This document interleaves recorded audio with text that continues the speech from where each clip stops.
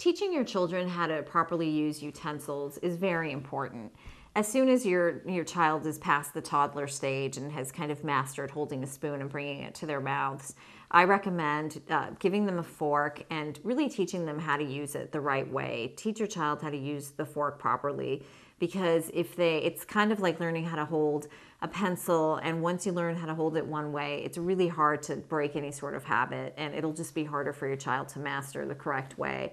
So from the get-go, teach them how to use a fork, let them practice, let them watch you, and then when it's time, when they're older and they've mastered the fork and you feel that they're ready to learn how to use a knife, again, from the very beginning, go ahead and teach them how to use a knife properly. Teach them how to hold it in their right hand, how to hold their fork in their left hand, and how to hold it properly between their fingers and their thumb, and not to wrap their fist around it and just sort of stick the fork into there. It's important. I think that the way that somebody uses their utensils is very telling of the table manners. Well, probably how much they listen to their mothers, not necessarily how much their mothers taught them. But I think it's important that you teach your children how to properly use utensils.